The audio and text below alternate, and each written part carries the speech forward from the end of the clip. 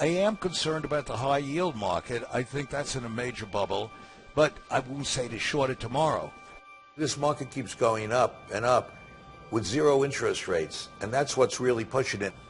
It sounds like you're saying this could be the beginning of something problematic. I think it's not will it happen, it's when it will happen.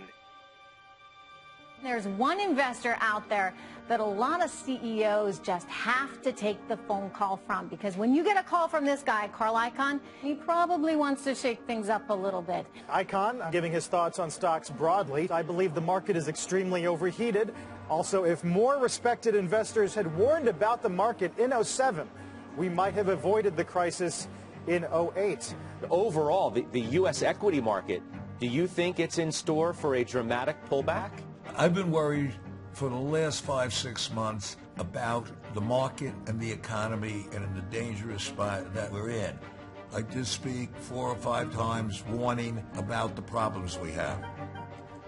I want to speak out now because I know this may sound corny, but I grew up in the streets of Queens. I love this country, and I feel so strongly about the dysfunction that is going on both in Washington and the boardrooms of corporate America.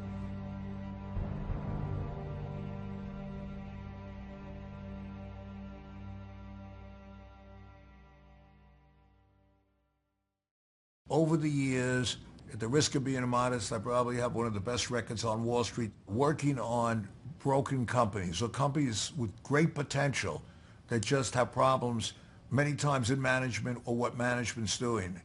And our country is in that position right now. Congress, currently in a nail-biting three-way tie for least popular branch of government. And just look at our record. 30 years, no tax reform. 30 years, no immigration. As a result, you have this movement toward a guy like Donald Trump because you want somebody that's not beholden to an establishment. So we need a president that can move Congress. And I think Donald Trump could do it. I disagree with him on certain issues and certainly would talk to him more, but this is what this country needs, somebody to wake it up. One obvious problem the government should have fixed a long time ago is the carried interest tax loophole. People in Wall Street, they're good friends of mine. I like them, but not having to pay full taxes on money that you're earning is an absurdity. I would take carried interest out, and I would let people that are making hundreds of millions of dollars a year pay some tax, because right now they're paying very little tax, and I think it's outrageous. You'd like to raise taxes on yourself. That's right. Instance. Teddy Roosevelt was great. He stood up to J.P. Morgan. But where do we get a guy like that again? Donald, of all of them, maybe he's brash, but he's willing to say what he believes, and he's willing to say, hey, this is complete bullshit. The middle-class guy who's making the $50,000 a year realizes I'm being taken advantage of. He can read, he can understand. You know, in Tsarist Russia, they had to have a revolution, and the Tsar would bring out the machine guns and mow them down. All these guys have to do is vote. So we need government to get out of this gridlock, to get out of this dysfunction. A quintessential example is repatriation, which to translate means that there's $2.2 trillion in profits that American companies have earned in Asia, South America, and Europe. Companies that are domiciled in this country, but make goods in another country, produce them and sell them there, nothing to do with the United States. That money is sitting there, and the companies would bring it back. But it is completely, totally unfair, the companies say, and rightly so, that they have to pay a double tax. They make the widgets over there, they sell them over there. Why should they have to pay a double tax where no other country demands that from their companies, except the United States? Our country is shooting itself in the foot because these companies are saying, well, we're not going to bring it back then. So who are they punishing? They're punishing the little guy again, because if that money came back, it would make for jobs. That money doesn't go into mattress. That money is given to somebody who then will invest it somewhere else in this country and help to create more jobs, as opposed to taking the money over in Europe and invest it in Ireland or somewhere like that. It's absurd not to make a deal. And these companies are willing to pay a tax, and everybody agrees that it should be done.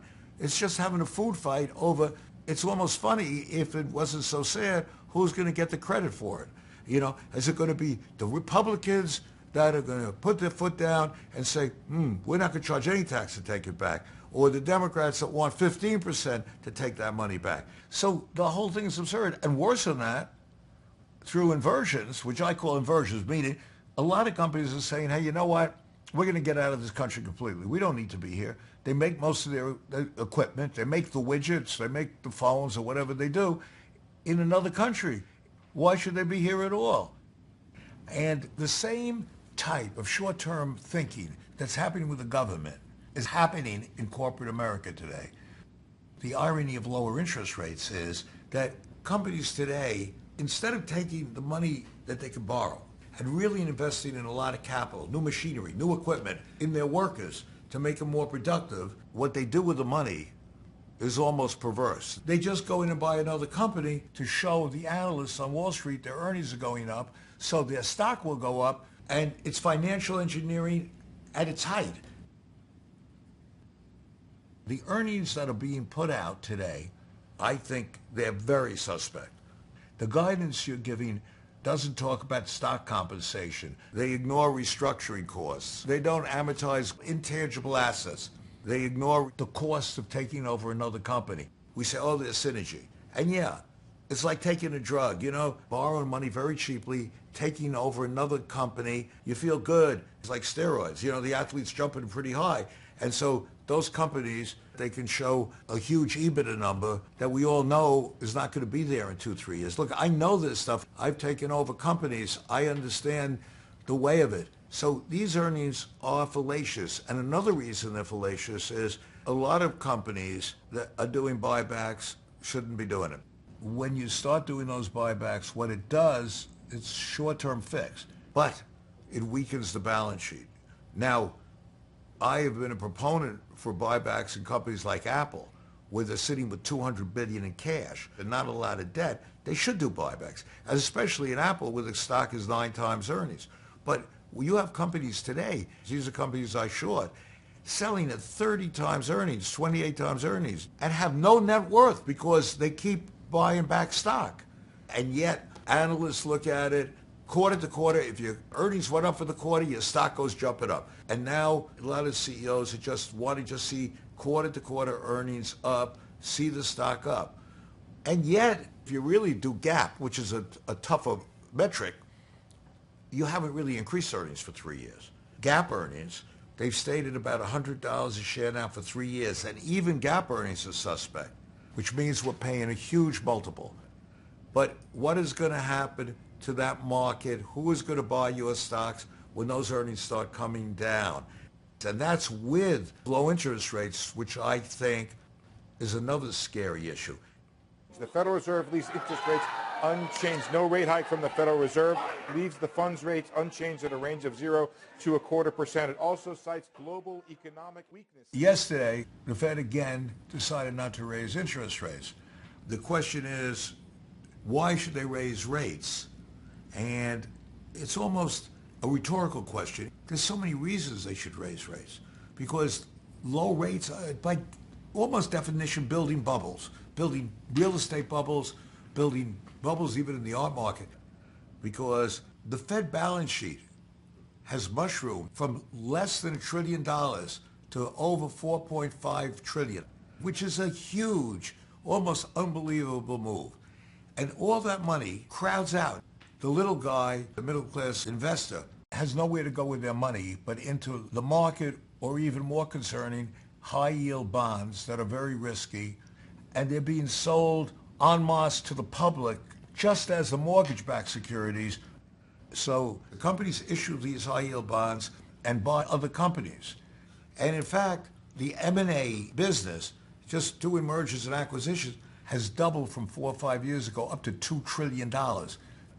The irony of lower interest rates is that, well, you think it's going to help create jobs and make the workers more productive. It's not happening. If you look at our companies today, the growth of productivity is at an all-time low. Property, plant, and equipment is older than it's ever been. So we are not taking care of these companies. We are making earnings with financial engineering, by taking over other companies, by low interest rates. And what I say is, at what price? If low interest rates were just that simple of a panacea, we would never have recessions. We would never have these crises. We would never have these panics. And look, I'm not here to criticize the Fed, because the Fed did save us in '08, but then again, you could argue the Fed got us into it to begin with in '02 and '03 with very low interest rates. I mean, it's like giving somebody medicine, and this medicine is being given and given and given, and we don't know what's going to happen. You don't know how bad the end of this is going to be. You do know, though, that when you did it a few years ago, it caused a catastrophe. It caused '08. Where do you draw the line here? And I'll just say what I mean. I'm too old not to say what I mean. BlackRock is an extremely dangerous company, okay? And I know, and I mean this, not that Larry's dangerous. I know I said in my debate with Larry Fink that I think BlackRock is a dangerous company. I don't mean that in a bad way. I don't mean it to insult BlackRock. BlackRock is there to make money. That's what Larry does a great job at it. Here is the major problem in it, okay? Mrs. Jones calls them, or even an insurance company, or even a pension plan, and say, look, we can't make any income. We need income. So the wealth management guy looks and says, well, you can buy high yield. They don't even know what you mean. High yield, what's that mean? What are the risks? Well, BlackRock got a great name, and we can buy, one of their ETFs. Okay, well, that sounds good. Why not? They don't know the price. They don't understand what the price is. They don't understand what the risk is. And high yields really stands for junk bonds. People are buying these, not really understanding what they're buying. And if you just look at the numbers, they're amazingly risky. You have $2.2 trillion of junk bonds up 5 years ago, up $1 trillion. I mean, that's a hell of a lot when you think about the whole S&P is only 19 trillion. But Wall Street does what Wall Street does best. It sells securities. I used to laugh with some of these guys that sell these bonds. I used to say, the mafia has a better code of ethics than you guys. You know you're selling this crap, and you keep selling it. And in fact, you're shorting some of this. And that is really what's going on. And it's just deja vu. BlackRock is sort of a name on there. And this is one of the problems you had in '07, where you had brand names on a lot of these housing things. And the wealth management guys believe there is liquidity here. But if and when there is a real problem in the economy, there's going to be a rush for the exits, like in a movie theater, and people want to sell those bonds and think they can sell them, there is no market for them. We are going to a cliff. You get this party mobile, and they're all on this party, they're all having a drink and having fun. And you know who's pushing that thing? It's Larry Fink and Janet Yellen. Pushing that, and they're pushing the goddamn thing. I don't think that's fair. Well, but can I finish my cartoon, and then you can yell at me? Now they're pushing this thing, because fair or not, somebody should have said this in '07. And I'm telling you, in '07 I talked like this, but I never really came out, and we should say it. Every once in a while, Janet wants to put the brakes on it. And Larry says, nah, let it go. And the people in the party are yelling, no, don't touch those brakes. Don't touch, this is fun. And they're moving toward this cliff, see?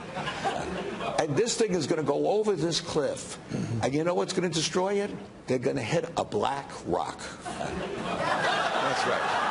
That's what I'm saying. And, I said it laughingly, but I will tell you this. I've seen this before a number of times. I've been around a long time. I saw it 69, 74, 79. I could tell you 87. And then 2000 wasn't pretty. And I think a time is coming that might make some of those times look pretty good. I look back and I love this country, but I sure as hell don't love a lot of the politicians in it or the CEOs. I think they've taken advantage of the system. And it's just deja vu. The public, they got screwed in 08. They're going to get screwed again. I think it was Santayana that said, those who do not learn from history are doomed to repeat it. And I am afraid we're going down that road.